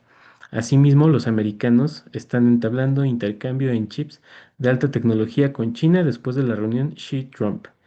Y finalmente, Diego Hernández pregunta, ¿creen que el sur global se incline más hacia la economía inteligente de China o que termine cediendo ante la presión militar y securitaria de Estados Unidos? Adelante, colegas. Sí, bueno, me permito tomar la palabra. Sí, gracias, Carlos, y gracias a Jesús, Adrián, a quien también mando un cordial saludo por las preguntas. Y de hecho, bueno, me permitiré rápidamente empezar por una muy breve respuesta a la pregunta de Diego, que dice que si creemos que el ser global se incline más hacia la economía inteligente chino que termina cediendo ante la presión militar y securitaria, bueno, hay que ver dos casos muy contrastantes para ver la ambivalencia de lo que pasa en esta gran cosa que se llama sur global, que, bueno, yo no estoy muy de acuerdo con ese concepto, pero bueno, tiene una lógica geopolítica que además está impulsando China, por cierto, para justificar un liderazgo en los países en desarrollo. Estos dos casos que les quiero poner es Venezuela justamente y el caso de Irán. Es decir, Venezuela pues al final sí terminó cediendo, tan terminó cediendo que se cometió un acto ilegal, ilegítimo y de todas las bases reprobables con el secuestro del presidente Maduro, pero Venezuela no pudo hacer mucho al respecto, ¿no? Entonces digamos que ahí vemos una cesión, pero el caso de Irán, que es contrastante, justamente va en otra línea totalmente divergente, que es que está resistiendo ante esa presión militar, ¿no? Justo ahorita acabo de leer una noticia de Al Jazeera de que ya Irán acaba de atacar una embarcación militar estadounidense en respuesta a unos ataques como en territorio iraní por parte de Estados Unidos. Entonces, la guerra en el estrecho de Hormuz, a la que ya se refería el maestro Alejandro, parece que, pues, un poco como el asunto en Ucrania, va a ir para largo. Entonces, bueno, ahí hay una situación muy divergente. Y entonces, yo creo que depende de qué país estemos hablando o de incluso de qué región del sur global, y aquí me permito ya conectar a la respuesta a la pregunta sobre el papel de África. El papel de África me parece va a ser muy importante para el siglo XXI, o sea, es donde se concentra pues parte del el protagonismo de la geopolítica del siglo XXI, porque es fuente de minerales críticos, tiene un mercado demográfico en expansión y un importante espacio diplomático para esto, ¿no? Del sur global, digamos, ¿no? Entonces, tal vez no será la región que determine el liderazgo global, pero sí donde se podría consagrar un importante coto de poder en esta situación. Y en África, China va ganando, la verdad, porque China ha fortalecido muchísimo su presencia vía la inversión en infraestructura y el desarrollo de las fuerzas productivas y creación de mercado en África, así como pasado en América Latina. El problema con América Latina, a diferencia de África, es que las potencias que tradicionalmente dominaban ese espacio, en el caso de África, pues los países europeos, en el caso de América Latina, pues Estados Unidos, ya están un poco debilitadas. Entonces, por eso yo me refería al concepto de la Gran Norteamérica que Trump habló en su momento, que incluso hasta abarcaba Groenlandia, ¿no? Y ahí se está rompiendo un poco la lógica del bloque euroatlántico, porque sí busca integrar, y es una cosa que yo le he denominado en un texto que espero que pronto se publique, la geopolítica de los círculos concéntricos, es decir, entre más cerca uno está de Estados Unidos, más presión recibe. Entonces vemos a un Milei en Argentina que si bien puede estar muy cerca de Trump, pues no se ha salido de la iniciativa de la Franja de la Ruta a pesar de que dijo que se iba a salir, ¿no? Entonces, bueno, ese es un poco ese contraste, pero aquí en México estamos recibiendo una presión muy fuerte. Pero en África no pasa el caso, porque para empezar, el asunto en Ucrania ha debilitado mucho las posiciones estructurales de los países europeos y se han distraído, si es que le podemos decir así, del escenario africano y China pues se ha metido hasta la cocina y Estados Unidos ha desatendido ese teatro. Entonces, entonces sí, está China teniendo mucha ganancia geopolítica a partir de su presencia en África y ese me parece que es lo que va a detener un poco la situación. Y ya por último, y con esto termino, me gustaría destacar que no es de la intención de Beijing tomar por la fuerza a Taiwán. La narrativa del uso de la fuerza para el asunto del estrecho de Taiwán va más dirigida hacia Estados Unidos, no tanto hacia Taiwán, porque con Taiwán lo que se está haciendo de hace muchos años es un fomento de una interdependencia compleja en aumento. Es decir, ya Taiwán, digamos, en muchos aspectos, particularmente económicos, pero también culturales, sociales, etcétera, ya está muy interconectado con la China continental. Ujú. Y relacionado con el estrecho de Hormuz, pues una situación de vulnerabilidad energética ha expuesto justamente la sensibilidad que tiene Taiwán ante lo que pase en el mundo y que Beijing puntualizó para decir, mira cómo te conviene estar con nosotros. ¿Por qué? ¿Qué pasó? Pues que Taiwán depende el 90% de energía importada. Y si a eso le sumamos que controla el 50 más o menos, el 50% de la industria de los semiconductores, pues si se va la energía en Taiwán, pues se detiene el 50% de la producción mundial de semiconductores. Entonces, y eso se ha reducido la importación de energía precisamente por lo que pasa en el estrecho de Hormuz, donde Taiwán todavía no ha girado como lo está haciendo China en materia del consumo de su energía, todavía depende mucho de energías fósiles. Entonces, cuando pasó eso, China le dijo, te doy toda la energía que quieras si te reunificas, así que por las buenas, vamos a decirlo, ¿no? Entonces, ¿qué tan lejano? Pues lo veo muy lejano, la verdad, porque pensemos en el caso de Hong Kong, que también estaba construyendo una identidad muy diferente y aún así se está dando una reunificación en algunos aspectos, no lo voy a negar, sí, con cierta, vamos a decir, coerción, pero se está dando de forma orgánica, lo que quiero decir, ¿no? Y me parece que también ya se ha estado dando de manera mucho más orgánica con Taiwán de cuando se dio en el caso de Hong Kong durante el periodo de dominio británico. Y ya por último, y un poco para responder esta primera pregunta que había lanzado Carlos cuando terminé mi primera intervención, y aprovecho el espacio, obviamente, para invitarles a todas y a todos a consultar un reciente libro que justamente publicamos, en donde también, por cierto, me parece que todas y todos los que estamos aquí nos publicamos ahí, en este libro publicado por el Instituto Mexicano de Estudios Estratégicos en Seguridad y Defensa Nacionales, que es el de China Estudios Estratégicos, porque preguntaba el maestro Carlos sobre, mira, justo ahí ya lo está mostrando, muchas gracias, Carlos. Justo para tratar de pensar un poco, o sea, qué estrategias está utilizando China para X cosa, podemos irnos a ese libro. Es un libro, pues único en su tipo, porque no hay muchos estudios que como que congreguen tantas aportaciones en esa misma línea y en español, ¿no? Porque la mayoría, obviamente, pues que está en inglés. Ujú. La mayoría un poco que decías, Carlos, de qué podemos leer, o sea, qué literatura, para entender el pensamiento estratégico chino, me parece que ese es un libro que además está recién salido del horno, ¿no? Se acaba de publicar. Entonces, bueno, pues ya con eso termino. Muchas gracias. Muchas gracias, doctor.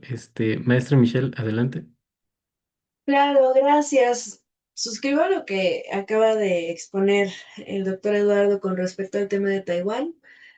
Personalmente tampoco considero que estemos cerca de observar la guerra eh, ahí o una actividad tan, bueno, bélica significativa, precisamente por esos vínculos que los unen. Si hiciéramos ahora un análisis, no necesariamente entre, digamos, la República Popular China y Estados Unidos como resultado o como escenario principal de la confrontación que es Taiwán, sino más bien si lo pensamos desde la relación de la República Popular China con Taiwán, pues observamos que tiene también algunas particularidades. De hecho, pues dentro de la política de Taiwán, vemos que la elección de Lai Ching-te, que pertenece al Partido Democrático Progresista, hizo sonar un poquito la alarma precisamente por la retórica que históricamente ha tenido este partido. Ujú. Una postura un tanto más como confrontativa, pero por otro lado, aquí observamos este contrapeso político que, por ejemplo, hace un rato el maestro Alejandro nos explicaba magistralmente en el caso de Estados Unidos, ¿no? ¿Qué ocurre en el caso de Taiwán? Si bien es cierto que gana, ¿no? Representante de este partido, en realidad existe una mayoría legislativa del otro partido que es mayoría en Taiwán, que precisamente pues es un viejo conocido en la historia de China, que es el Kuomintang, y que vemos que tiende en la actualidad a tener una postura más abierta, podríamos denominar como más cooperativa con Beijing, ¿sí? Y en este caso, pues me parece que la tendencia es un poquito más equilibrada. No estamos hablando de que 100% y haya un consenso total pro estadounidense, pro pues como resistirse a vínculos con Beijing, al contrario. Y ahora si analizamos no solamente en el ámbito político electoral, sino en cuanto a otros sectores, podemos encontrar que el sector económico comercial, ya lo decía hace un momento el doctor Eduardo, pues está estrechamente vinculado con la República Popular, ¿sí? Entonces, es un sector que naturalmente va a evitar que se caiga en una confrontación y sobre todo auspiciada por Estados Unidos. Mm, por otro lado, ¿qué sucede en cuanto a la percepción, me parece, desde los jóvenes sobre todo? Actualmente, pues gracias a las redes sociales y a foros y demás, me parece que hay más tendencia entre los jóvenes a evitar un conflicto o a evitar una postura anti-República Popular o anti-Partido Comunista, pero que sí, pues prevalece un poquito esta idea de que tampoco se sienten tan fuertemente vinculados, ¿no? Como quizás en generaciones anteriores, donde la reunificación podría entenderse como un proceso un poquito más natural, ¿no?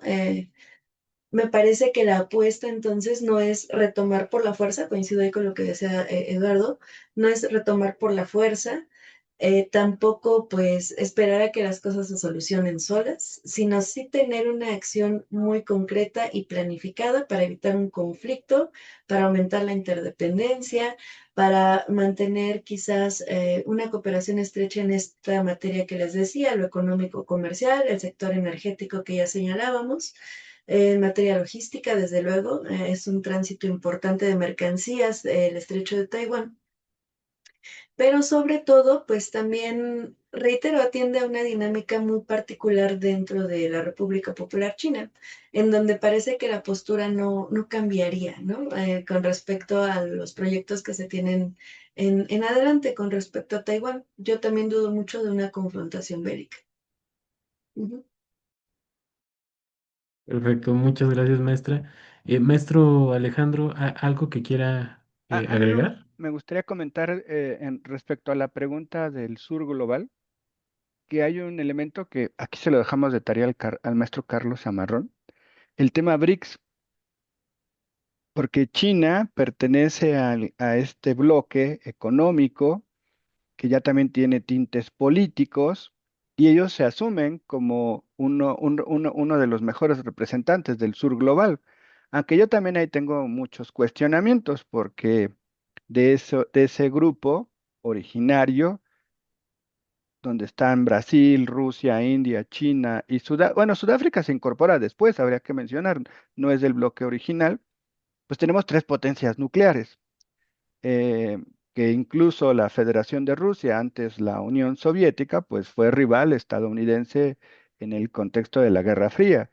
Tenemos el caso de la República Popular, que ya platicamos sobre su incorporación al bloque socialista y también tiene desde los años 60 arsenal nuclear, y el caso de India, que También producto de la rivalidad con el vecino Pakistán, adquiere la capacidad nuclear.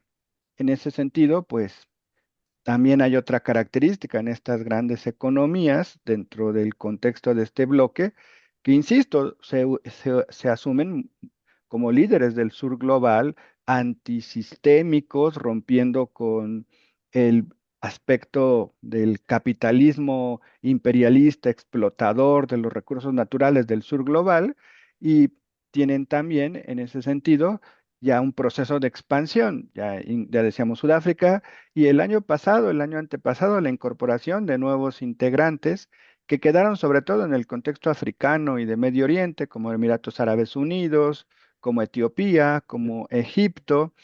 Y ya hace rato también comentaba el doctor Sili el caso de Milei. Argentina solicita su ingreso en el gobierno de Fernández y le dan la entrada y llega Milei y dice, no, ya no juego, yo me retiro, ya no juego con ustedes. Y también tenemos el caso venezolano, donde Venezuela solicita su incorporación al grupo y desafortunadamente hay por ahí un tema en calificación de los procesos electorales. Nicolás Maduro, el gobierno brasileño, no había dado su aprobación al proceso electoral, y Brasil bloquea el ingreso de Venezuela. Venezuela no ingresa a los BRICS e Irán pertenece a los BRICS, que lo habíamos también comentado anteriormente. Entonces, sería una importante propuesta, maestro Carlos, en otro momento retomar esta iniciativa de los BRICS dentro del Comité de Estudios de Asia y Medio Oriente, porque buena parte de los